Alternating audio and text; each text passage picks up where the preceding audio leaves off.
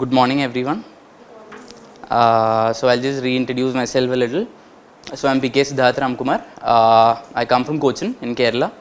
I did my graduation in architecture. I graduated in 2019 August, and then I started preparation. So 2020 attempt I got into Indian Post and Telecom Accounts and Finance Service. It's a Group A service.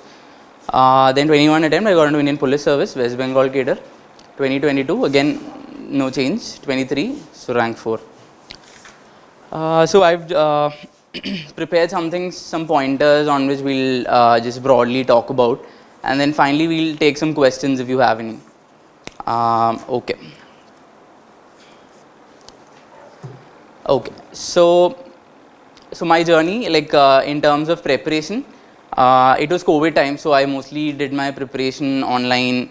Like did take help from some institutes, from seniors.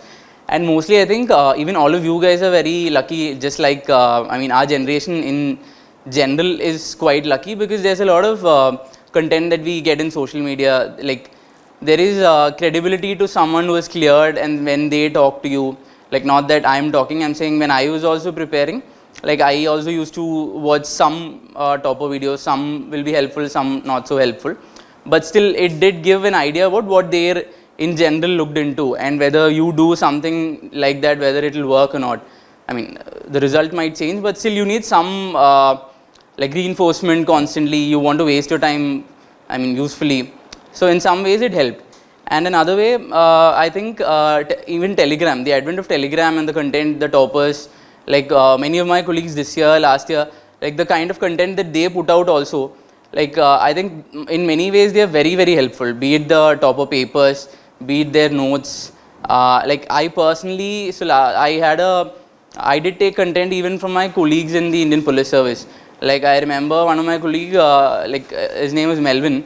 So his anthro paper, his answer copy, it was extremely useful for me. I mean, not that the content is that different, but you want to try out something, you want to see whether this thing worked or whether another thing worked. So in that way, I think YouTube, Telegram, social media also helps. It depends on how you use it. Okay. So just to make it interesting, so I have like divided. Okay, what are the three stages of this thing? We have the prelims, we have the mains, and the interview. So we'll be focusing more on mains because 85% of the marks effectively comes from mains, and that is where the real competition lies. And if I take it if I take an example of cricket, let's say three stages are there. So prelims is more like the power play. If you guys follow cricket a little, so power play it makes a lot of difference. You want to enter the middle overs, power play is extremely important. Depending on the start is what, like you want to write mains, you have to clear the prelims. So prelims is extremely important, no doubt. That is where most people will get out. But mains is where actually the game changes. That is where whatever you prepare is for the mains mostly. That is where your rank depends. And if you are strong enough, if you get an 850 around 8, so this time my mains mark was around 874 if I'm not wrong. Anyway, somewhere like that. So point being, anywhere above 840 if you get, then you're placed in a very good position, because interview can go this way, that way. So personally, I gave 4 interviews. I got 185, 187 in 3 out of 4. But one interview, second interview, I got 160. Same board. The chairman also remembered that I had architecture and anthro. He smiled, he greeted me well, and then still it went down to 160. So interview, there is a lot of randomness. The whole thing has a lot of randomness, but interview in particular has a little more of randomness. So, but mains is a lot more predictable. Mains is where 85% of the marks is, and mains is where randomness is a little less, because the questions, if I like simplify it, I mean it's very obvious, but still everything revolves around 3 things. I'm talking about mains, like in syllabus whatever is written, then current and PYQ. PYQ, people talk about PYQ, but we'll look into it a little more in detail, because PYQ, I think in some ways PYQ is more important than the other two in some ways, because if you solve PYQ last 10 years after 2013, most of these syllabus areas will be covered. So we'll talk about that in a little more detail. And prelims, just to put a start to the discussion, prelims, like there is 100 questions, you have to So this is my suggestions. You have to at least attempt 80-85. You want, so the last cutoff was around 75 if I'm not wrong. So that is like net 38 is what you want. Net 38, you attempt around 80. In that also, if you are strong in the static like history, economics and polity, you will get around 30-40 questions from there. Even like easy, medium questions, if you get it right, you will get 25. So you have 25 out of the net 38 from only those three. I'm saying leaving aside the questions that can go wrong. So you get 25 there, and then you have another 40-45 that you are attempting. You have 50-50, like somewhere you use a little bit of intelligent guessing, this, that. Still, if you get 20 out of that, you have 45. 20 correct. I'm saying 45-50. So you get that net 38 easily if you are strong in your static. And in that also, just focus a little more on polity, economy, history, and polity, economy in particular, the conceptual clarity is generally asked more. So if you are solving tests randomly, you want to do, you're bored, you're saturated with the preparation, you want to solve tests, I think polity and economy subject-wise tests help a lot more, because if you solve like 5 polity question papers of any institute or PYQ, I mean PYQ, so definitely you have to do it. On top of that, if you're doing some institute papers freely available here in internet, I think polity, if you do 5 tests, you will cover the entire Lakshmikant in many ways. If you do proper 5 like varied tests from economics, that will cover almost all the areas. I'm not saying entirely, but still you will get an idea, overview of everything. You go through the solutions, like there are only little things which can be repeated in polity, economy, and then it is mostly about conceptual understanding, like inflation, like how this is related to something else, exchange rate. So it is like basically, and these are things that repeat, how much ever attempts go on, because these are the things in news. Inflation is in news, this is in news, exchange rate is in news, something money supply. So these things go in round and round, some changes keep happening. So mostly some conceptual understanding around all these is asked. So be a little more, like practice a little more in polity and economics. Okay. Okay, and then we have the mains. We have 7 papers, main 7 papers, then you have the interview. So interview is finally like in cricket, if you compare it, it is like the finishing, like final power play, second power play of finishing. It is more like if you get around 830, 840, then getting 160, 170, like let's say 1000 is your minimum target. If you get 1000, you will definitely get IAS. If you get 980, you will definitely get IPS. So somewhere around 990, let's say. So if you are strong and you get around 840, 830, 840 in mains, then something around 160, 170 in interview is not that difficult. Just that you have to be articulate, you have to be a little confident, and an interview is a stage where you can use a lot of your innovative stuff. Like if you have something, so I had architecture in my application form, then I had cricket, then I had Kerala. Like these are things that people are generally interested in, and then whatever you add in terms of your hobbies or anything.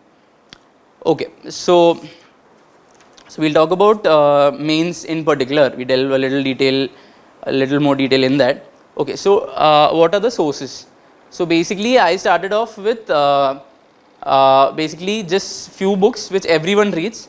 So my basic rule is that I have to read things which are inevitable. Like Lakshmikant is still inevitable. I don't know if things have changed, but my guess is it's still very, very important, because there is no other alternative. Till an alternative comes, you'll have to read Lakshmikant, then Spectrum or Bipin Chandra or whatever, like, but one amongst the 2 or 3. So that is one is Lakshmikant, and then Geography 11th and 12th. So these are 3-4 books which I think are very, very important. The rest of the books depends on whether you think there's a use. So there's no clear, like let's say art and culture, this book, or even NCERT 6 to 10. So I read like history and geography 6 and 10 just quickly, and I like looked into what all factual stuff can come. Only like 6 to 10th and even NCERT in general, I feel beyond geography, I think it is only for prelim stuff. Like there will be some boxes, some content which can come from here and there.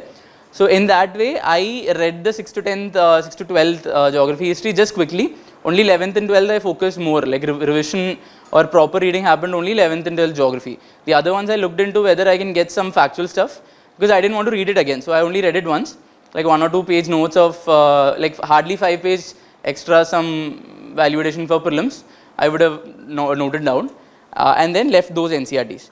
So basically I still think there's only 4 books that you have to read any which way.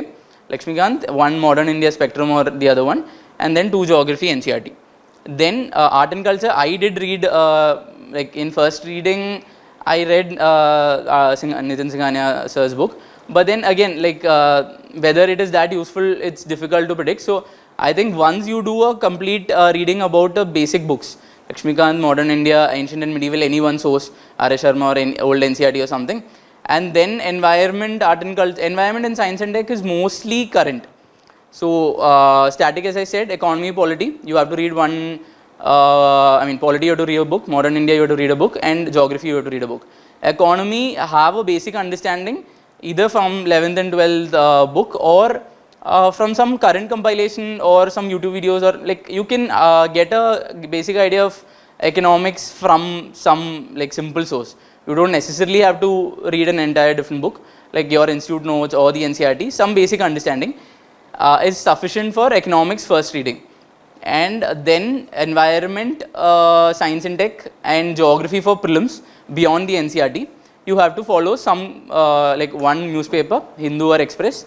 I read Indian Express more towards the like second, third, fourth attempt, and then some current compilation, just so like a lot of the things get like you revision happens in that.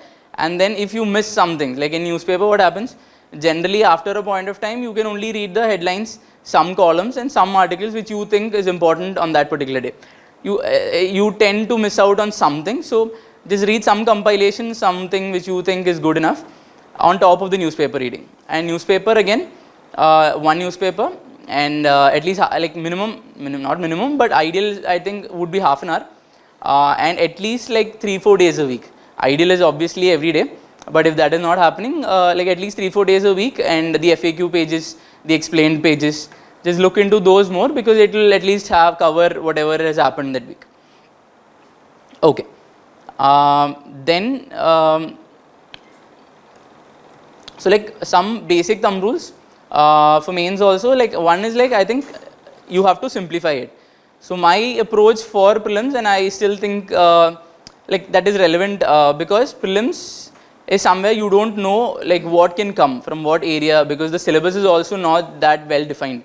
It is generally said Indian history after independence, geography of India and this thing. Like it's very vaguely and widely given.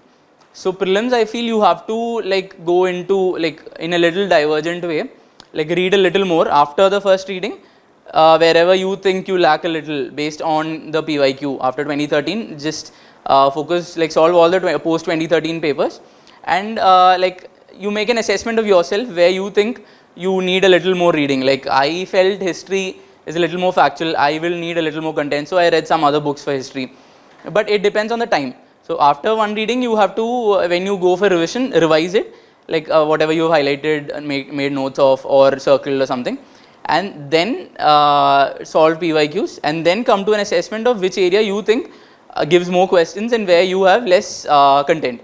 So I thought history I needed more, ancient medieval, especially ancient and medieval, because I didn't read a separate book for ancient medieval. So then I focused on some books for ancient medieval, and then environment, science and tech, I solved the PYQs and then found what areas people are, UPSC is generally asking. So one is the last 10-year things. So PYQs, how it helps, basically PYQ, either a question can come directly.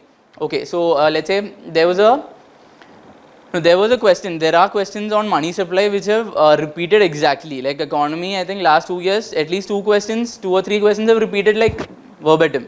So that is one thing in which PYQs can help. So you have to solve last 10 years papers, and how you have to solve in the first reading, I feel, just solve, like arrive at the answer. Look at the question, like find what the answer is. That's like doing a paper. And the second, second round, you'll have to look at the options. Like look at the options and look into some detail for the option. Like if it is, so as I said, one is a question repeating, and another thing is the option coming as a question. So CRISPR-Cas9, I've been repeating it everywhere. Like CRISPR-Cas9, that question was an option in 1 year, and then it came as a separate question in another year, and in a year difference of 1 or 2 years. So even 2 marks makes a lot of difference, because 2 questions repeating is 4 marks. 1 or 2 options coming as questions and other 4 marks. So in that way, we are talking about like 10-15 marks. 10-15 marks can easily make your day or ruin it. So PYQs is extremely important. And then PYQs, so Google the options a little more, like find what can come out of those, and have a basic conceptual understanding about the areas that are being asked. Like, so there was a question one year about gravitational wave, singularity, point or something. So all that is related to the same thing. If you don't have some conceptual idea about like what distinguishes singularity from, like singularity is that thing and that point is point of this thing, and the whole thing when the gravitational wave is the underlying principle. So options were all related to the same thing. So my point being, unless you have a like little bit of conceptual understanding about that area, it might be difficult to eliminate the options. End of the day, you have to eliminate. You can't realistically know everything. But then that area was a repeat of a question which came in the preceding year. So the whole point being, do the PYQs like very religiously. Look at the options. Look at the like Google it a little more. If it is gravitational wave, just Google it on like Google on gravitational wave. 1 para, 2 para is sufficient. Even if you have some basic understanding about the options, let's say genetics was very important, biology, genetics, how mRNA, mtDNA, all that works. If you had some basic idea, even 5 minutes of Googling was sufficient to have an idea. Even that would help a lot. Okay, then so talking about mains, okay, so mains there is only 3 things. You have GS 1, 2, 3, 4 syllabus in detail. Main syllabus is like extremely detailed. Then you have PYQs 2013 from 2013, and then you have current. C1 current compilation and a newspaper, Indian Express or something. And we'll start with current. So while reading for mains, I think you have to look into the newspapers with like enjoy reading and enjoy collecting information also. Like let's say you are reading Indian Express. So and then so what I made, I had 4 notebooks, GS 1, 2, 3, 4, and I had made initially first round I made 1 page, 2 page notes for every topic in the syllabus. Like if it is GS 1, you have topic like secularism, regionalism, something like that. So you have like let's say 20-30 topics. I had divided that book into 2 pages for each, and then made one introduction, like 2-3 good introductions, 2-3 good conclusions, and body, like body with like 10 points. Like hardly it can be 10 pointer or 15 pointer. If you have 10 points, good points, for, against, steps taken. Like okay, I'll just write it simply.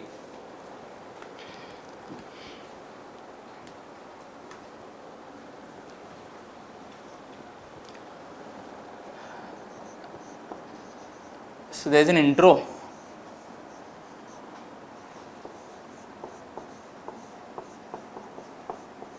So this is about value addition.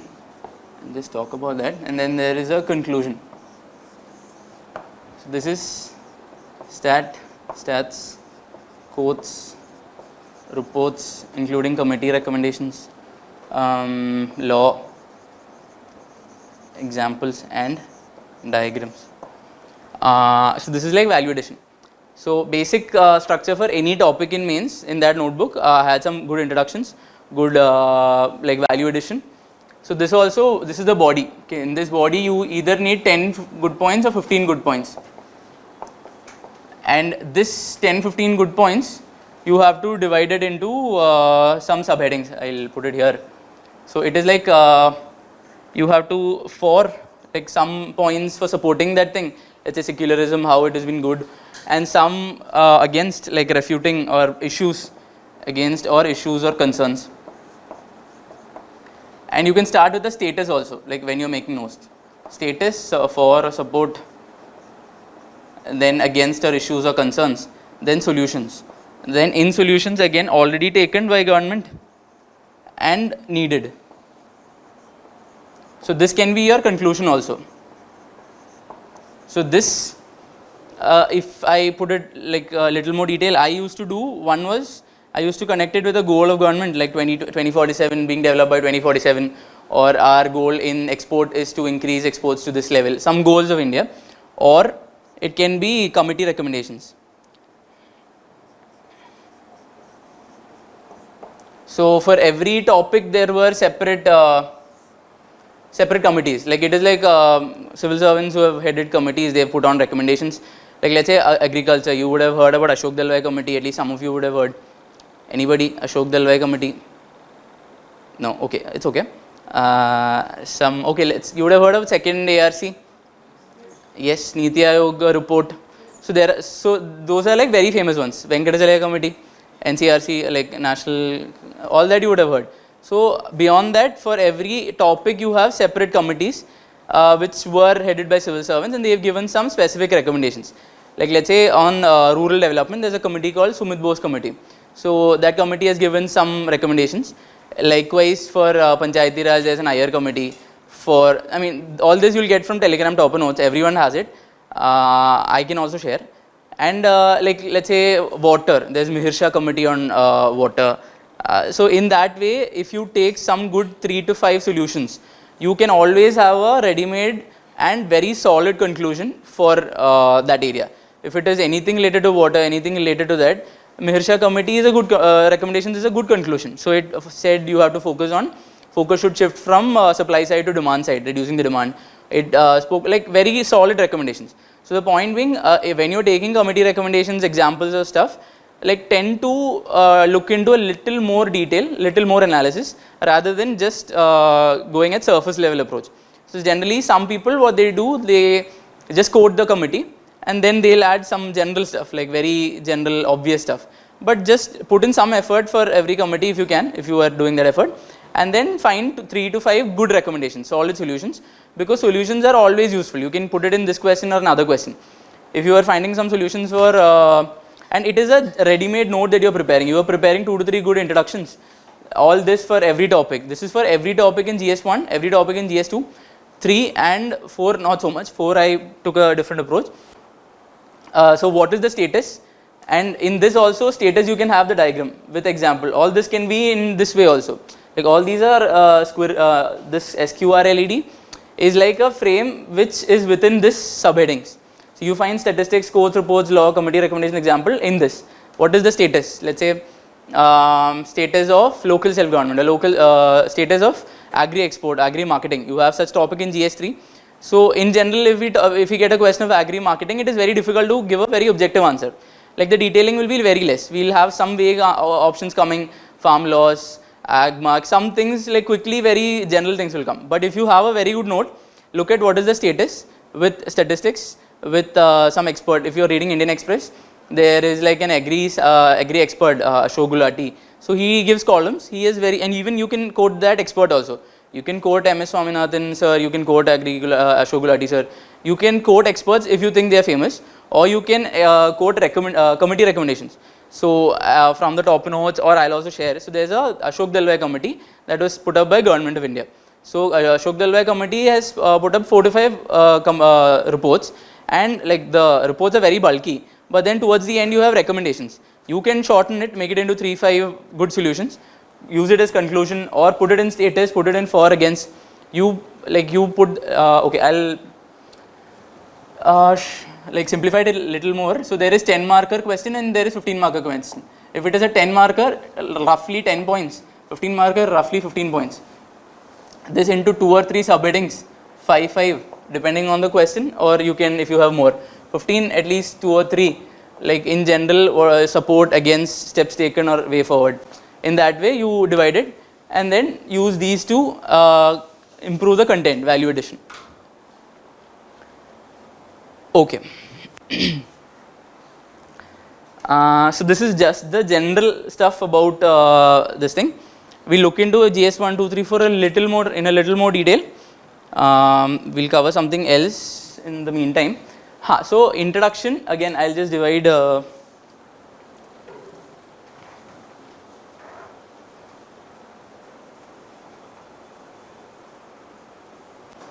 so introduction, again, like I'm just stating some, it's like thumb rules. You can have new ones also. So basically, how can you make an introduction? So it can be with a stat, like a quick stat, like it can be an index. Let's say a question on hunger comes. So you can put what is the status of hunger in India, global hunger index or something, or Niti Aayog, some data. So you're putting what is the status as an intro. So that's a very catchy intro. So just like they say in a speech or something, the introduction, the ending should be very good, and in between there should be some 1 or 2 good high points. So introduction should be high. You can use a stat, you can use an index, you can use a recent context. Like recently something came up, it's a Supreme Court in this judgment said like some. So in GS2 I used to prepare a lot of court cases. Everyone does that, but a little more court cases. Like there are some very not so famous cases which you can use for even things like hunger. So there's a case called Patuma versus State of Kerala.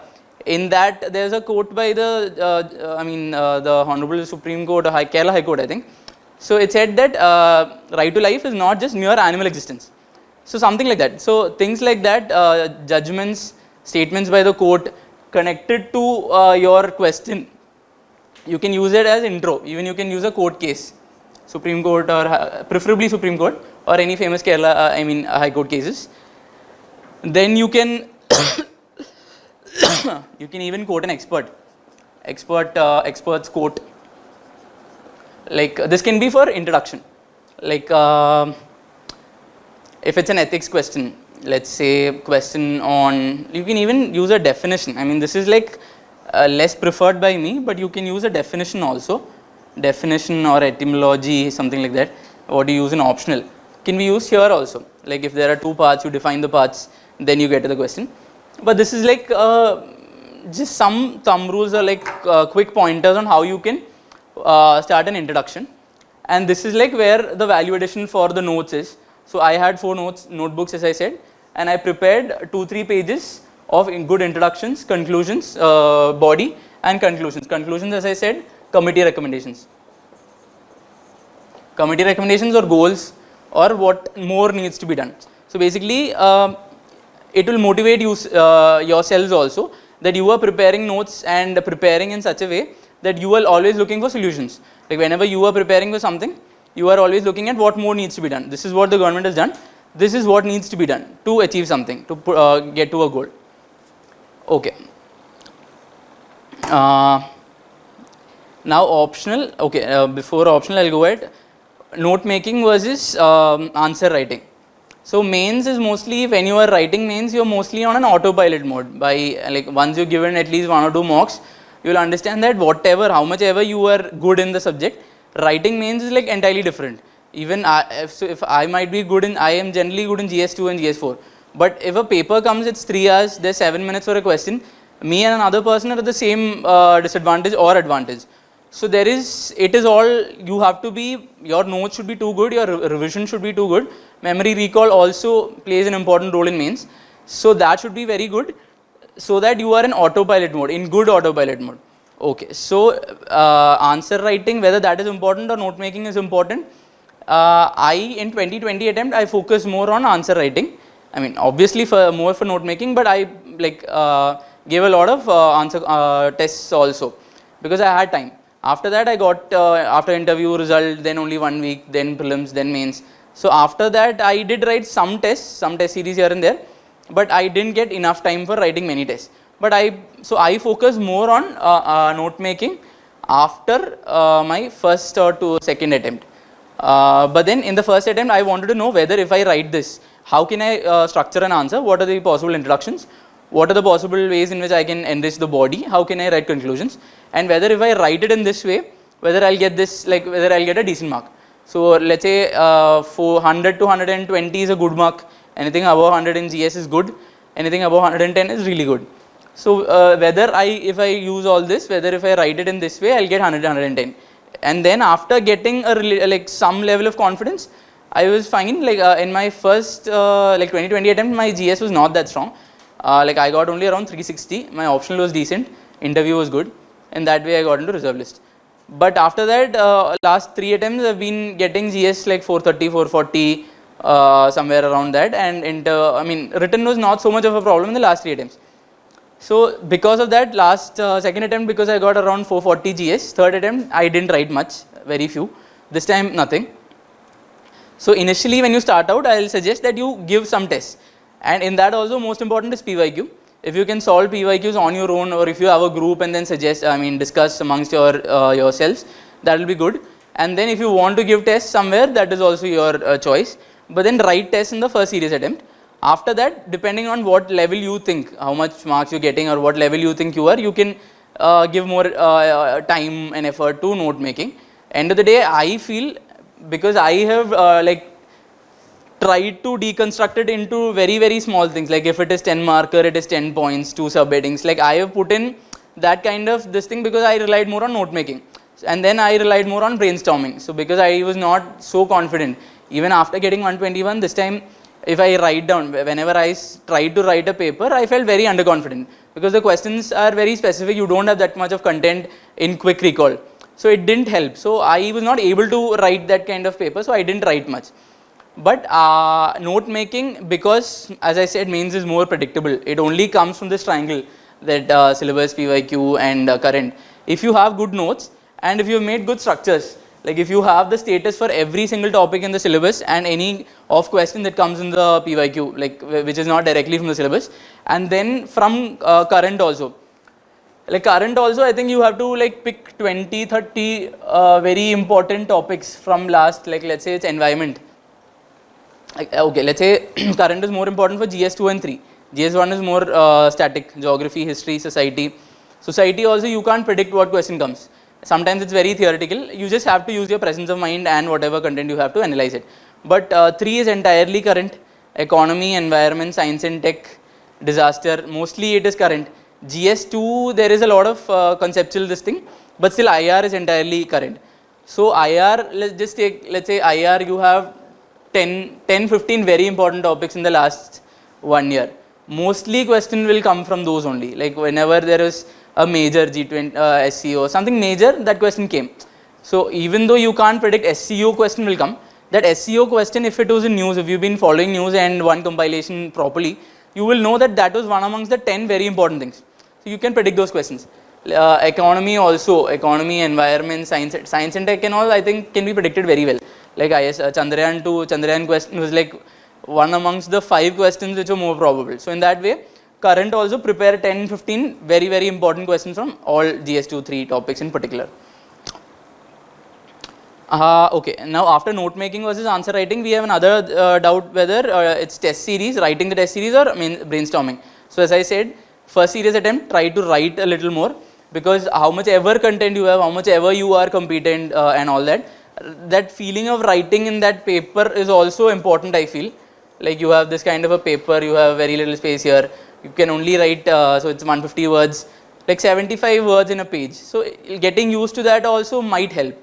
End of the day, so that also you can try in the first serious attempt. After that, once you're comfortable, probably brainstorming is good enough. Okay, now content heavy or innovation heavy. So I come from a design background, although I've not gone into this thing, but I feel that innovation also, like something creative in the sense not creative, something innovative. Like if you are, so as I was saying, like if everyone is doing something, if this becomes very common, like something like that becomes very common, then try to have something on your own. Like adding a diagram in every question, people have been talking about this for some time, but even now it's very difficult to add a diagram in every question, unless you have made diagrams which can be tweaked as per the question for every topic in GS and like every subtopic of GS. If you don't have one, like this time what I did, I prepared 3 graphs and 1 flowchart for every topic in GS. So this is like too much of work. I was like working on top of whatever I was doing, not needed, but I'm saying like if you have, so I wanted to ensure that my presentation looked good in terms of having a diagram in every question and not just any diagram. So it was like I wanted to increase the detailing of the question. So if it is agriculture, like what is the level of stock holding in terms of numbers, like what is the level of stock holding, so there are some types of diagrams which I generally add. So one is like it's a very simple India diagram, like in let's say education, Kerala what is the level, comparison with Bihar what is the level, in Jharkhand where is the level, like 4 comparison. And then there is another diagram which can easily be done, like this is India's some health status, who are the positive outliers, who are the negative outliers. Then another question, another diagram like flowchart diagram, like one leading to another, or something like like some diagrams also, it improves the presentation, and you can compress the notes well, like you can combine 4-5 examples into a flowchart. In that way it improves the presentation and you are adding more content also. Okay. And innovation heavy, as I was saying, so in ethics what I did, ethics, okay, we'll discuss that in detail about ethics. So just few things more and then we'll go into GS 1, 2, 3, 4 a little more detail. And in this whole process, I think like mental health is also very important. Everyone keeps talking about this. You just started, how many of you are first attempters? All of you? Second attempt? Third attempt? Okay. So by second and third attempt you will understand more that mental health is very, very important, because this process, even the first attempt, it takes at least 2 years. Like you start in June, next June is the prelims, after that 3 months, 4 months, then mains, then 4 months interview, then 2 months result. So 2 years is gone. You started 23, suddenly you are 25. Second attempt you are suddenly 26. Third attempt, like it goes very quickly. In that time suddenly some will get married, some will get better jobs, some will go to US. A lot of things keep happening, so it's important that you stay, like it's important to remind yourself why you started and whether that drive is still there, whether that motivation is still there. And there is a lot of things that you can use to keep yourself motivated. Like look at the people who have look at the people who have done some good job, not toppers like me who have just cleared. We also have very little idea about the system, but then actually people like you would prepare for ethics, like people who have done some really good work, and because that is what we are also trying to do.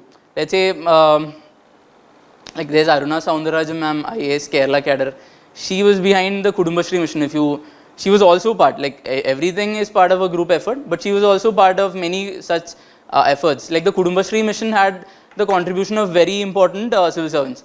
So something like Kudumbashree, if I can put in a little more detail, like you would have heard about Kudumbashree mission, no? Like it's like self-help group mission, like system in Kerala, and in that like around 1/3 or 1/4 of the families in Kerala is covered. So you are talking about social inclusion at that scale. Like every 1 in 3 or every 1 in 4 is covered under a mission. Like, and you get to be part of such kind of a mission, either at the implementation or later at the designing stage. But I mean, isn't that actually huge? You are able to do something which can help very, very like needy, very important, very vulnerable people, and at such a great scale. And even in other services also, foreign service, you are important. You will be part of very important discussions. You might be the factor that can stop something great, something bad from happening.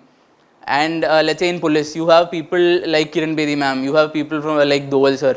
I mean, you have a lot of very, very important people in the system, and that should probably keep you motivated for the whole thing. That is my point. And not just the people, even very important schemes also, like even a Cyberdome. If someone has looked into PYQ, something like Cyberdome also involves, like let's say you are from an IT background or tech background, you can be very instrumental in designing some policies in police, in service, designing in the sense not actually designing but part of the team. So you will be part of very, very important and very like important things that can have a far reaching impact. And to keep myself motivated, I remember another thing that I used to tell myself. Let's say I want to help somebody, educate somebody. I can educate one person, 2 people. After that, I'll also have my limitations. If you are part of something that changes the education policy, you will be changing, you will be able to, I mean not singularly, but as part of a group, you will be able to touch something that will change. Like let's say right to education made education till 14 mandatory. If you are involved even in a little way in something like that, you will be able to positively contribute and feel good about yourselves for a very, very long time, because policy level changes can make a very huge and sustainable long term impact. So just keep yourself also motivated, even if it is second, third attempt, or even if it is first attempt and you have had a very bad breakup or you lost someone or something like that. Just keep yourself motivated. End of the day, motivation is very, very important. Okay, so we'll look into detail GS 1, 2, 3, 4. Okay.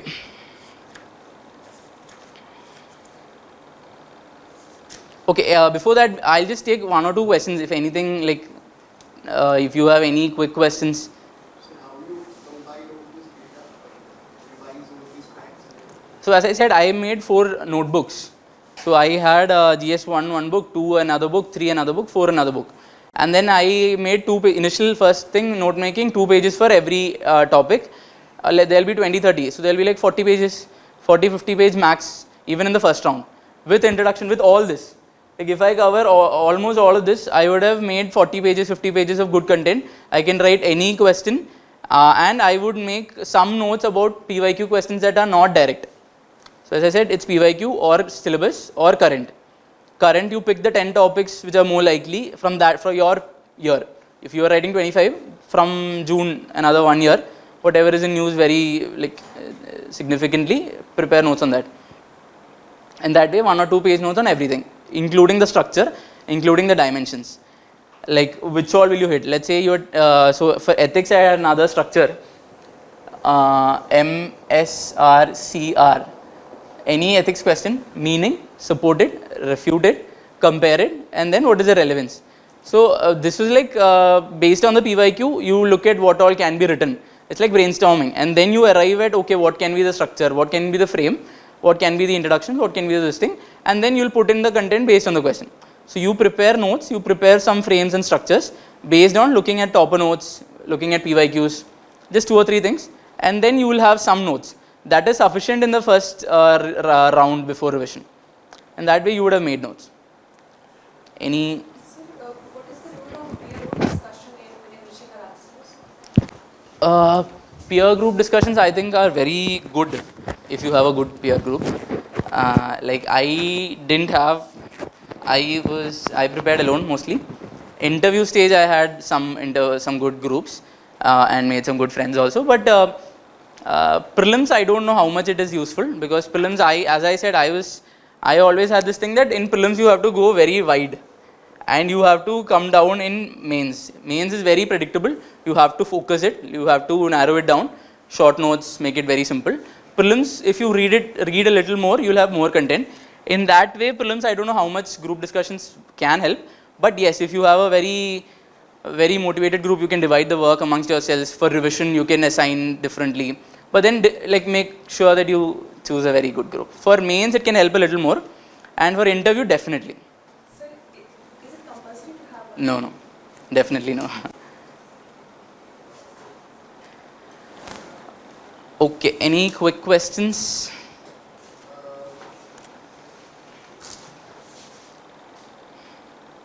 What should be the approach towards the prelims as the pattern change in 2023? Okay, like I don't know whether pattern has exactly changed. It is only the options, how the options are written has changed. So if you were relying on like if it is odd it is this, if it is even, if it is that, then it changed. Otherwise I don't think it has changed so much. Like questions have not changed. The wording of the questions by UPSC has also not changed. Questions from polity, economy are still important. History is still important. Current is as subjective as ever. It is only that 1 only, 2 only, that kind of options have come. So I don't think pattern has changed that much. But strategy for prelims, I think keep it simple. So one is, as I said, static. These 3 things, polity, economy, history, still gives you marks to enter. That is where everyone is strong. If polity you are not strong, whoever is strong will get in, because everyone is reading that. Everyone is strong in economy because it is conceptual. Everyone is strong in history.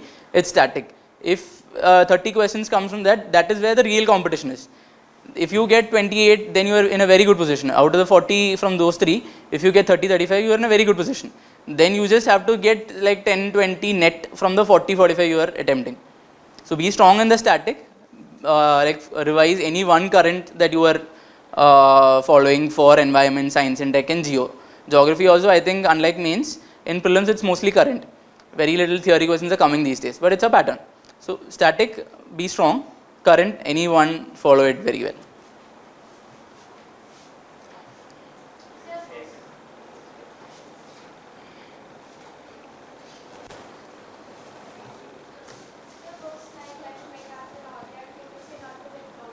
Huh.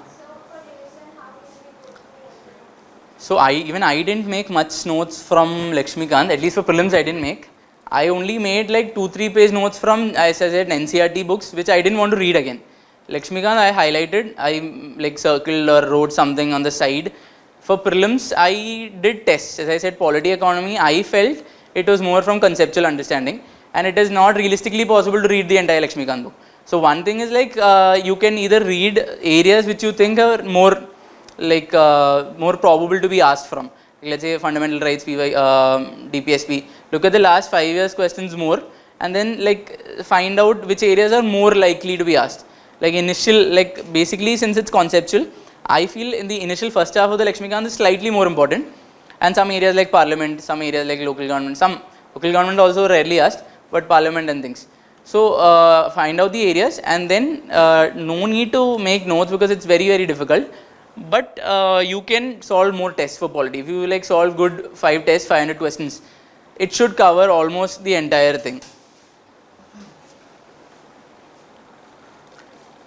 Okay, so I'll just talk about a little more. Okay, so I'll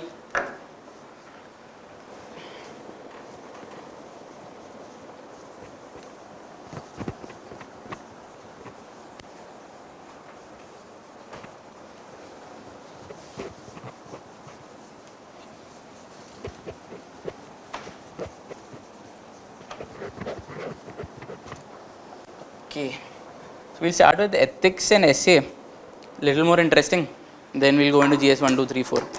Okay, so ethics basically, so ethics I think most important thing is syllabus. Even PYQ also I didn't solve PYQ also I didn't solve many PYQs for ethics. I felt syllabus is more important if you have good notes from the syllabus, so that will be more helpful. I feel like if you anything related to attitude, so there are like few things. I'll put down the thing also. So I made a mnemonic. So this is the entire syllabus. This is determinants of ethics. This is the role of family, friends, this thing, consequences. So determinants is like causes, this is consequences, this is attitude, aptitude, probity, emotional intelligence. This is the entire syllabus. And somewhere any question that comes, I feel like a simple way to approach it is like you look at the syllabus to arrive at the dimensions. Any question can be analyzed from the dimension of what is the causes, what are the determinants of that, corruption, what are the determinants, what are the consequences, what is the role of family, what is the role of education, what is the role of anything like that. Depending on the question, you change the determinants. What is the role of attitude? What is attitude in the sense you have again 3, if you have read a little, cognitive, behavioral, like aspects. So that is again. Then what is the role of aptitude? Civil service values. What is the role of probity, emotional intelligence? And this again, like basically syllabus, emotional intelligence. What are the 5 paths Goldman said? Goldman model of emotional intelligence. Like once you have prepared, do you know emotional intelligence, Goldman model, anybody? No. Okay, you might have heard. Okay, it's okay. Basically, like basic models, basic things which everyone reads. Emotional intelligence, if you Google a little, you will have a Goldman model. It talks about basic things. If you talk about probity, again probity in the syllabus, again it talks about 3-4 things. Like corruption, then it talks about work culture. Like basically the syllabus provides a lot of dimensions which you can use to arrive at the points. As I said, if it's a 10 marker, roughly 8-10 points even for ethics. And there is a structure, as I said, MSRCR. You talk about any question, even if it is a code question, theory question. I'm talking about theory part, not case study. So you talk about what you understand, what is the definition, what you understand. Then you provide some justification like support. Like in quoting, you substantiate it with some theory, some thinker, like Aristotle, Indian thinkers, Greek thinkers, some existentialism, if you're fond of Kafka, all that, anything. And then you refute it. Because in ethics, refuting is important in GS also, but it is more so important in ethics because ethics is about, there is no real answer, there is no correct answer in ethics, it's about opinions. So you have to have that multidimensionality. So you have to have a counter argument, so have refute. Like let's say, truth is beauty, or truth leads to justice, or truth leads to something else. You can, so the instinct is to support it. Like truth will lead to justice, you will provide according to existence, according to deontology, according to consequentialism, like that. But then whether truth will always lead to justice, so you can give a counter narrative, not always, and then provide an example. Let's say we fought for independence for so very long, There were many people who died before getting independence. So can we say that in their lifetime whether truth led to justice? I mean, this is just an argument. You can again use it according to the question. Like if you are putting it the other way, you can say even though they died, their efforts ultimately led to justice. But based on the question, you can frame it accordingly, whether you putting it in supporting it or in the refuting stage. But be sure to add counter arguments. That is the point. Comparison also you can add, like comparing this idea with another idea, and then relevance. In relevance, you can try to connect it with some policy, some act. Like even if it is a very general ethics question, just if you can, if you think, if you can connect it with some policy, some law, something like that, it might be a little useful. Okay, so I think syllabus is most important. Have some notes, and then there is no current. Current is only for your notes. You can add whatever current, like there's a whistleblower in FB, Facebook. You can add it into the syllabus. So ethics is very easy, and in ethics you can add some extra content also. Like in ethics and essay also, like some pop references, some movies, literature, philosophy, sports, and try to tick 4 boxes. One is the individual, one is the society, one is philosophy, and one is governance. Every question try to tick, like from an individual perspective, how is it important, for the society, how is it important, for governance, how is it important, or how it is harmful, and for philosophy in the sense thinker theory.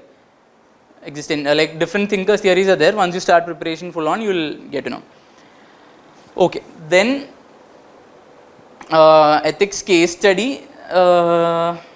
Should I like go into detail on how to frame a case study and all, or? Okay, I'll just quickly put a frame.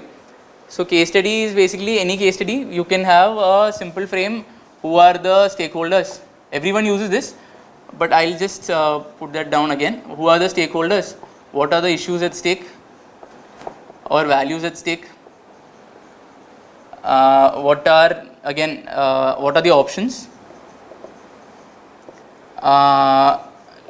Options like what are the pros, what are the cons? Then which option you took and course of action. So in this I try to like use some extra content, like there's something called design thinking, there's something called systems thinking, theory of change, something like that. Like there are some models. So in that there is some frames, like in design thinking it talks about you empathize, then you define, then you like make a prototype, then you test it, you have a feedback, and then it is a loop. So this loop I try to use this to solve the basic content. Like I wrote who are all the stakeholders, issues at stake, and then before course of action I would add this content. Like I will look at what, like empathize with the stakeholders, define the problem well, like look at what are the options, would look at this thing, finally create a feedback in the sense you have apps like Pragati app, or you have some CP grams, you have a problem, you go there, you tell it, then that is corrected, the program gets corrected. So basically you have a full system, and then this thing can be tweaked according to the question, like define according to question, consult stakeholders, which stakeholders, options, which options, feedback loop, which feedback, like technological or this thing. And another this thing is like in solution, course of action, have an operational, technological and attitudinal solution. Like any ethics question, because so I'm talking about case study. So there will be a big case study. You look at, you solve with who are the stakeholders, what are the issues at stake or values at stake, what are the options, pros, cons. In course of action, generally that is where you can innovate, that is where you can add detail. So in course of action, always ensure that you have an attitudinal solution, because it's an ethics paper. You have a technological solution, again like let's say a management information system like Pragati, decision support system like this, or feedback loop like this, or anything depending on the question, like even KPIs, key performance indicators, like have a system with KPIs like this. According to the question, then you add what all need to be added. So this is about, this is about attitudinal. Then operational, like process, like if you want to solve, correct the process, in every, let's say it's a land issue, you will have an act, you will have a process, so you correct the process. That is like operational solution. Technological solution is like you change the software, you change this thing. Attitudinal solution is like you use theory and then try to find some solutions. Like, okay, so this is like basic this thing, and this is like some things which I try to innovate in the basic frame. So my point is like this is the basic frame. Any case study you just have to write who are the stakeholders, what are the issues at stake or values at stake, what are the options, pros and cons. Again, use theory or constitution. Like there is another thing, what are the sources of ethics? Like there is LCR, L to C to R to law, leader, constitution. One was there, rules and regulations. So anything you can have a law as a source, like you are saying this is good because this law says so. You are saying this is good because a leader or a thinker has said so. You are saying this is good because constitution says so, article this thing says so. You are saying this is good because there is a rule that says so. In that way. Pros, again cons. Or you can use theories also, like according to deontology, even the fact that you think wrong is wrong or something. According to consequentialism, like consequences are wrong, so this is wrong. Once you read a little more, I think you might be able to appreciate it a little more and then innovate a little and add diagrams also. So that's for ethics. I think we are running out of time. So we'll talk about GS 1, 2, 3 quickly.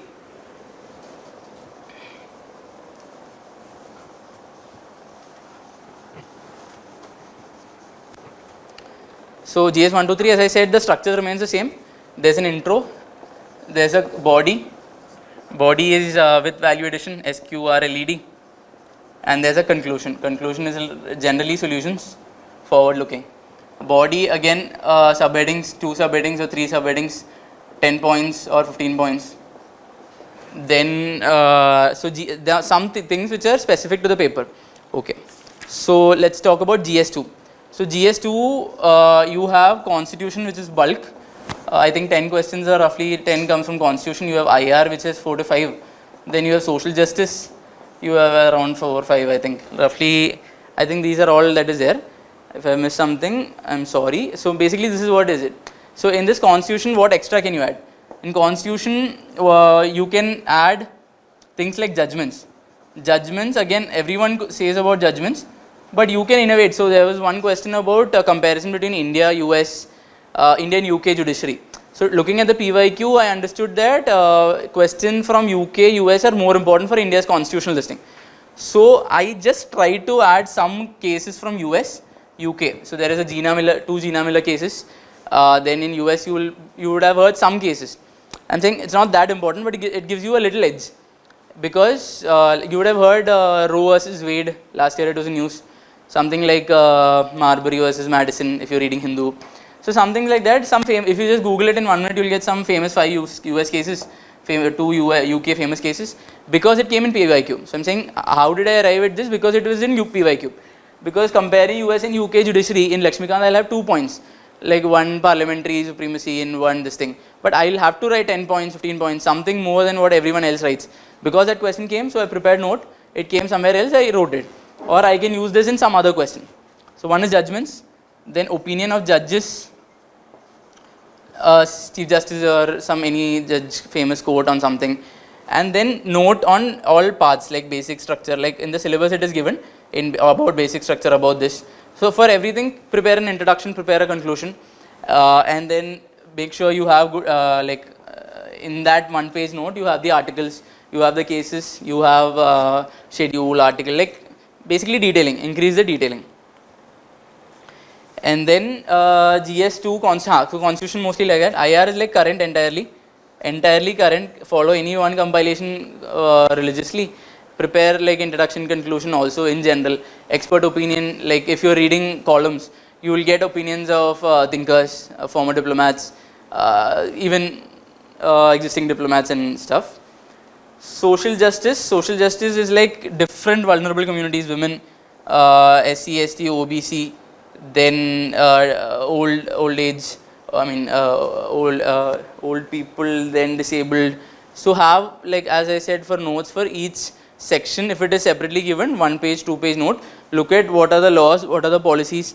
If you remember, I spoke about what is the status, what are the steps taken, what are the concerns, what government schemes are there, and what more needs to be done if any committee recommendation has spoken.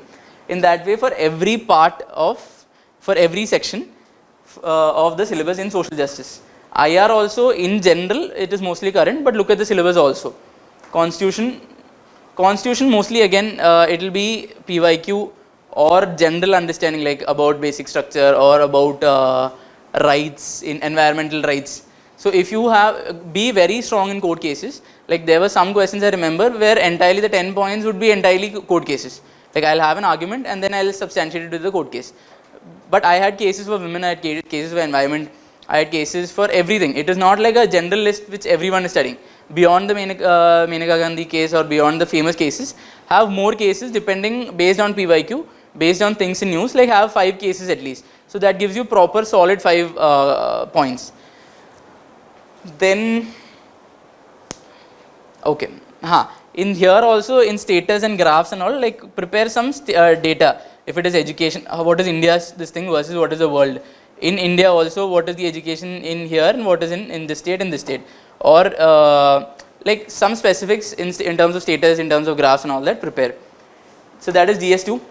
GS1, you have history, you have geography, you have society, art and culture.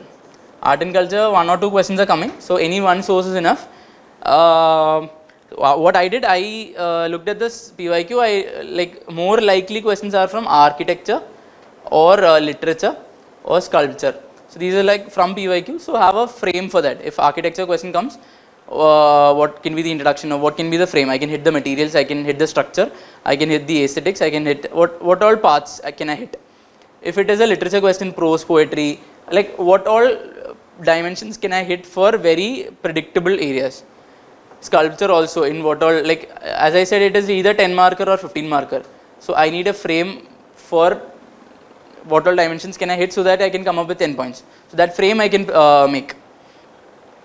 But art and culture, any one source is sufficient because only 1 or 2 questions generally come. Society, I had Anthro, so I tried to connect with that. Society also look at the PYQs and what all are the paths that are given, like communalism, secularism, regionalism, what all are the areas, have 1 or 2 page notes with proper structure, dimensions to be hit, introductions, conclusions, expert opinions, everything. Even committee recommendations can be added, like there is the Sachar committee, there is the Ranganath Mishra committee. So you have recommendations, like take 2 or 3, even if you use Copilot, you can quickly get 2-3 recommendations from that committee. If you know that this thing, you can get 2-3 solid solutions. Take that. Then geography, most questions I think come from, for mains, geography is extremely important, nearly 10 questions come. History, I think 4 or 5 questions come. Questions are reducing, and world history also very few questions are coming nowadays. Any one source is good enough for world history, just main things, world war, what are the main areas. Any like basic understanding of the world history is good enough, and then just try to connect it. Again, in world history, try to connect it with current. Like if it is World War II, connect it with Ukraine war. Connect, like in history always there is a connection between, so in the essence of history is like time, chronology. So connect it with the previous event, connect it with the next event. In geography, the essence is like space. So you should have a diagram, you should have spatial analysis of, I mean this is a big word but not that big, like analyze it in terms of diagrams, analyze it in terms of space in geography. And in geography also have the frame, like what, even if it is a physical geography question, try to ensure that you are addressing the human part. Even if it is a human geography question, because it is intertwined. And in that also geography, like you would understand that even if it is an oceanography question, like it is always coupled. So there is atmosphere, there is oceano, this thing, and then geomorpho, that all things are like connected. So any question you should be trying to make it multidimensional by adding the other thing also. Try to understand which part will be relevant, and some areas you can have some specifics also, like let's say climate change, like some numbers, how much sea level is risen. I'm saying for mains, like how much of this thing has increased, acidity has increased, or how much of pH in seawater, like some statistics which can be given in any question. In oceanography, any question that comes you can write it. Anything related to climate change you can write it. Anything related to atmosphere, let's say how much of CO2 has increased, like some specifics you can add, it will help. And in geography, as I said, so you have to hit the 2 boxes, human and physical, and then the different parts like geophysical, climatology, all those. Then here also committees in solutions, like in geography I have noted that some areas are more important from PYQ. One is water, industrial location, one disaster is asked, and then Uh, like there are like 4 or 5 areas which are like every time asked. One is one environment question, one disaster, one this thing, industrial location, water related, water, river, sea water, this water, something. So in that way you can predict for like 5-6 areas. And for that, prepare some good solid notes. If it is water, like as I said, Mihirsha committee recommendations, some related in that also, what all more important in that year. In a disaster, which disaster was more important? If something, if earthquake is more important that year, like have some content, like some specific content and some basic diagrams also. Like if it's a landslide, like have that diagrams in like. So in geography, what I prepared is like I had 2 pages of all the diagrams. So while revising 2 pages of diagrams, you can quickly complete it. Finally, when you have notes, your notes should be in such a way that you can complete it in like half an hour, 1 hour. Just if you're giving GS2 after GS1, your notes should be so concise that you can completely revise the notes between GS1 and 2. For ethics, notes should be so short, finally, that you can revise it after GS3. So in that way, geography, I had all 1 page of all the key dimensions in geography based on syllabus, based on geography syllabus and all that. And then 1 page on diagrams, which are very important, 1 page on committee recommendations, like PYQ questions solved, all that. So like hardly 4-5 pages, finally you can revise it, everything will be over. And geography is most important in GS1. History, again, like basic reading of whatever you have read is good enough. Just try to connect it with the previous events, next events, and then some value addition and introduction conclusion can also be given. Like and in prelims also, whatever notes you have, just try to for mains notes it should be very concise.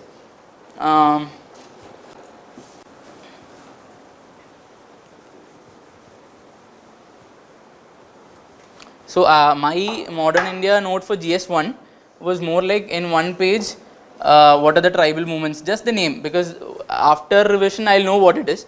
1 para on what are the civil service related this thing, what all movements, what all laws, what all changes. 1 on police, 1 on judiciary, 1 on administrative changes. Like in 1 page, what all are all the changes? Just the names. So while revising, I just need to have pointers.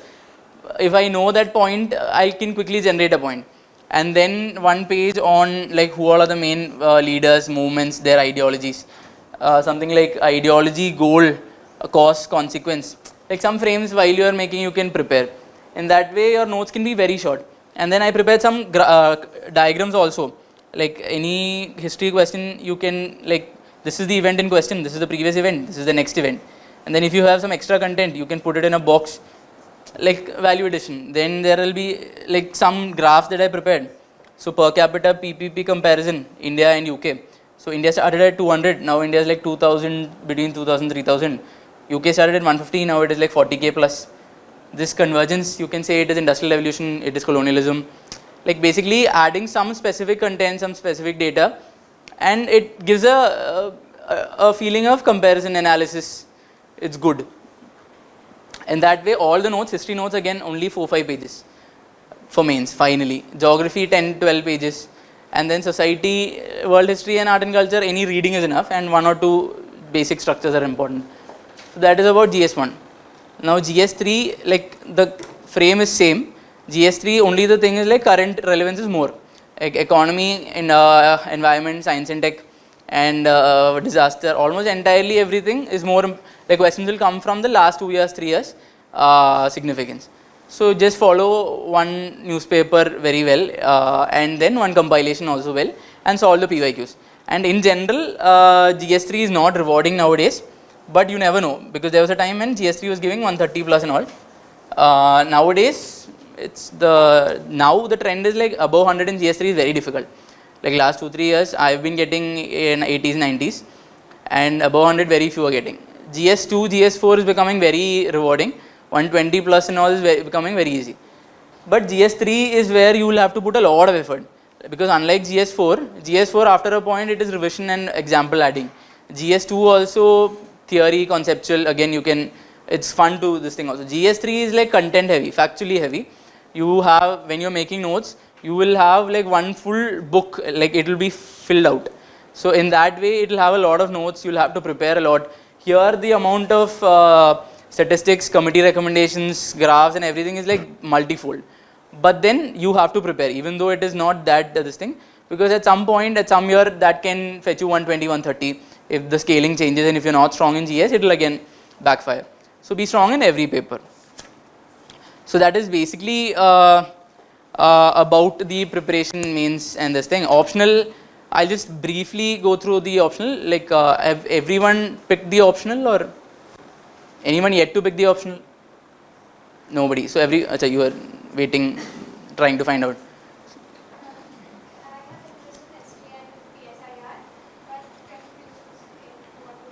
Okay. Like take your time. Like I think 3 to 6 months of preparation is good enough for optional. And by September, October, if you can properly start and finish it by Jan, then you are in a good state. Initially, even if you take some time to select, it's fine.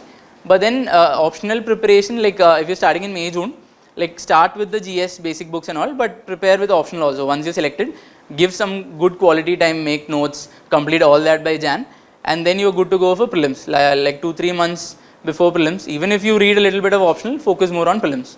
So by Jan, Feb, try to complete your optional and have the notes and everything. You can even give a test series if you want, or solve the PYQs by then. So that's about optional. And in optional, again, value addition, you can, so topper notes are very, very, very good. Look into Telegram, try to find out which topper had same notes, try to see his topper copies, try to see the notes, this thing. And then you can also add case studies for I don't know it is how relevant for which one. I had Anthro, so I took search for case studies from JSTOR, like EPW things. Everyone does that. I'm saying, but selectively. The case study will be little more detailed, but only like 2-3 lines. And that way you can add a lot of extra content also. But mostly from the basic books and topper content itself, you will have a good understanding. Okay. Any questions? Any point about Essay. So essay is also like ethics mostly. Essay basically, so essay, ethics, interview are stuff where you can add a lot of your own content. Your own content in the sense, not general studies content, pop culture, references, movies, things that motivate you or interest you. Like there will be some movies, like some people like Batman, some people like this thing, some people like poetry. So you can use a lot of that in essay. Like there is no definitive answer to how to write an essay. Basic thing is like introduction, body, conclusion. You have a 14 pages, roughly 12-13 pages for an essay. You have to write 1 page introduction, 1 page conclusion. It is an introduction. Whatever you write becomes the introduction. Last page becomes the conclusion. You have 10 pages roughly to write. And let's say 2 paragraphs effectively, 2 or 3 is maximum that you can write in a page. So you have to write like 24-30 paragraphs. So basically it is like every paragraph one new idea or one new argument. So you have to have 20 to 30 arguments. In that, again, like in GS, you have to divide it in terms of, let's say the essay topic is you can't step into the same river twice. If that is the essay topic, you talk about, as I said in ethics, talk about the meaning, start with a good introduction and then divide it into arguments, like 20-30 arguments, support it in terms of you can go it into different sectors, like in economics. In economics, like don't use the pestle, that technique, like literally economics, politics and all. Go into a little more detail. In economics also go into something inside economics, like let's say in this sector or in this thing, or go into things like game theory, complementarity, principle of this thing, that thing. Like go into economics, go into politics, in this thing, in some area, in education, in architecture, in cinema. Or in between you can add a lot of spontaneity also. Like in between the page you can suddenly add a little bit of poetry, add a quote. You can add, like you can generate interest in terms of that. Basically the essay idea is only that you have to stick to the topic and then have multiple dimensions, like look at it, analyze it from different standpoints. So but then you can like 1 page, like you have the introduction. Okay, another thing is like they say, generally introduction is very important, conclusion is very important, and in between there has to be coherence. Coherence between the paragraphs, coherence between the pages, and overall coherence. So you can either, if you are writing an introduction, so I'll say what I did this time. There was some songs and this thing, poetry and all that I collected, and there's a song by Billy Joel. So that song is like, we didn't start the fire, it was always always burning. And then he quoted like World War, this thing, 4-5 names thing, and he stated, and then he said, we didn't start the fire, it was always burning. So there was some question on social justice or something. So I thought I can use that reference and then tweak it a little in the conclusion. So I used that, some problematic events, said we didn't start the fire, it was always burning. then started, okay, what does this mean? And then in politics, in this thing, in this state, in world, and in India, in different dimensions, I try to analyze it. Then finally, I try to look at the solutions, what all were done. And then the conclusion was again echoing the introduction, like solutions. And then we didn't start the fire, but we sure try to fight it. Basically, a little bit of coherence, a little bit of continuity, and a little bit of your own content. Like it is not like GS 10 points, did 10 different things, statistics, this thing, but a little more of fun, little more of emotion and all that. You can add a little more of different things. And in that essay, and another essay, I try to start with a thought experiment. Like you can engage the reader, you can ask some, so there's something called the marshmallow experiment, everyone would be knowing. Like you get 2 chocolates today or 5 1 week later, what will you choose? So it's like you ask, you put a situation, you ask the questions, and then you generate an interest, and then you look at the analysis, like you analyze it from different standpoints, politics, economics, or this thing. Or you can use the STG, you have 17 dimensions in STG, which can be used. You have GS syllabus, which again you can use everything for the syllabus, I mean for the topic in question. And then conclusion, I try to connect it with that thought experiment. So there are multiple thought experiments, like there's a Stanford prison thought experiment, like anyone, like they say individuals are not bad themselves. When someone becomes the jailer or given a powerful position, that position, so in that way you can add thought experiments if it is pertinent, if it is relevant to the question in this thing. And in that way you can add a lot of things which based on the question you can add, like you can start with a poem, you can end with a poem, you can start with a quote, you can start with questions, and then look at it, like it's like peeling an onion. You just look at it from different standpoints. Let's say it's a sculpture piece, and you are looking at it from, you are walking around the sculpture piece, you are looking at it from different dimensions. So you look at it in terms of sectors, in terms of people, stakeholders, in terms of GS dimensions, anything. And then finally, remember to have some high points, like poetry or movie dialogues or some quotes or something like that, and then have coherence in the overall thing from introduction to conclusion. Essay is not that difficult, just have a practice and be original. I think being original in essay, ethics and interview, it really helps. Okay, anything else? For geography, only NCRT was something. NCRT, and as I said for mains, I was looking at areas which are repeating. For that I looked into a little more, like Mirsha committee recommendations I looked in for water, PYQ, based on PYQ industrial locations, so I read a little about industrial locations. Like based on GS, what all areas are specified, you can read a little more. Sir, if I attempt means questions here in this institute, I like content, sir. After reading NCRT, I didn't hear you. I'm not able to provide enough content for the answer. So I'm saying it is better if you have some notes, some frames, then write the answer. Like look at the PYQ last 10 years, try to answer it, like you know what to answer. Like I mean you can think about what can be introduction, look at what all can be hit, you can create a frame and then try to recreate that frame in the question that you are attempting. Like suddenly when you get a paper it is difficult to come up with points, but if you know in geography I have to hit geomorphology, if it is you have to hit ocean this thing, if you have to hit atmosphere you have to hit the human side. In that way if you have a frame, then you will be able to come up with better points. Content NCRT is sufficient, then you reading current, you are reading environment compilation, or in newspaper you are reading, like you have a lot of examples from the newspaper. Every day you will have a fire here, you will have something there, everything is happening. So you can just add content from there and solve the PYQs also. Solving PYQs also gives you content. Okay, anything else? Sir, how many hours you used to study in all your 4 years? Like so I think it should not be looked into in terms of hours as such, because the only thing that you are doing ideally should be preparation, unless you are doing a job. So don't think of it in terms of hours, just divide it in terms of the content that you have to cover. How much are you covering, how much you are not covering. Even if you are not covering it, just push it to another day, but try to ensure that you are doing it smartly. Like first one reading is over, so anything that comes you are able to at least attempt it, and then next time you have a little more value addition, you prepare some notes. Don't look at the test in terms of marks, don't look at it in terms of, like just decide that you are clearing it. You will clear it at some point, unless there is a heavy amount of unluck or that some things which are not in your hand, you should be clearing. That is what your attitude should be. So go with that attitude, and then don't look at the number of hours, because hours don't generally matter. There are people who prepare for 10 years, don't clear. There are people who clear it in the first attempt. So hours don't generally matter. Just decide that whatever has to be completed will be completed. You are doing the current every day. You are reading what portion of the static you have decided in that day. In that way, if you are doing it, you are well on road. Even with 2-3 hours every day, if you are every day putting it properly, 4 hours is sufficient. But ideally, I mean 6 hours, if you can.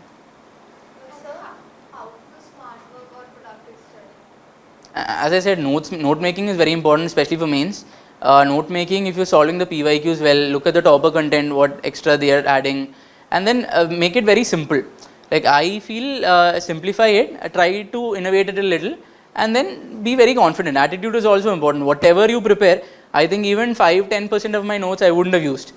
So end of the day, but that is all that matters. So be very confident, whatever comes you will be able to do this thing. Meanwhile, prepare your notes well, prepare the PYQs well, and have an idea about what all you will be doing. If it is a 10 marker, you should be sure that you will be completing it at 7 minutes. Like things like that. Prepare everything beforehand and then innovate constantly, innovate a little and be confident. I use extra time to complete a single topic. That is okay. But in the first round, you should have some content for everything. And then you come back and do a little more in that way. How would you suggest if somebody is doing a job? Job also, I think nowadays I think having a job is very important because you never know whether you will clear it or not. Having a job is okay, just 4 hours a day, 3 hours a day you can easily cover, and like depending on the amount of time you have, just ensure that you prioritize it accordingly.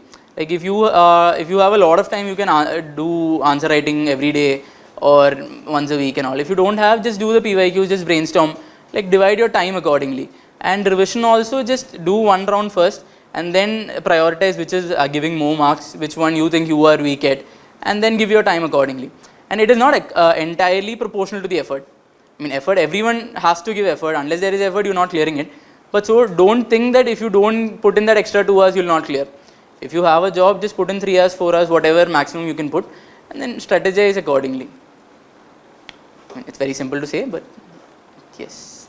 Can you share your last year experience on prelims? Last year I didn't prepare separately. After result, I just gave the prelims. But some things, as I said, I was relatively strong, or I felt I was strong in current polity, economics, and little bit of history. And then I attempted 80-85. And CSAT, I was lucky in CSAT every time. I'm not very strong in maths. I generally attempt 27 English, some reasoning, and 5-10 maths. That's the maximum I do. Last time I did 37. 37 is what I attempted last time, and I got 80. 80 I think is good enough. But nowadays I think maths also you have to prepare. Don't take that risk. In some exam, if only 10 questions from English comes, then you can't take that chance. It's 1 year, 2 years of your 20s. So prepare for CSAT, prepare for maths. Prelims experience, it was fine. Like I didn't, as you were saying, so prelims I didn't prepare for last 2-3 years. So that is like a person who is having a job or having less time. So after your first serious attempt, that doesn't actually matter that much. It's more about your attitude, your mind, time, I mean how much you can do. And nowadays the questions are also framed in that way. Even if you have basic understanding of everything, it is about presence of mind. How much you can use the limited information and arrive at an answer. It is not like you study 100 questions and questions come from that directly. Okay. How will you manage your peace of mind while studying and that level? Like I used to play cricket often, not very often, but still like once a week or once 2 weeks. Like every day I used to go for a walk, and as I said, I had 4 notebooks and I had some pocket-sized books also. So I used to do some brainstorming or read some value addition, do a little walking or jogging. Like I mean, we had conference calls with friends. Like whenever you are exhausted, you can do something else. I used to go for movies. I used to watch a lot of movies. Even this time, in between like night and all, 11 o'clock, suddenly if I'm exhausted, I'll go for a movie, come back. So I was not like very structured, but whatever I did mostly was for the exam only.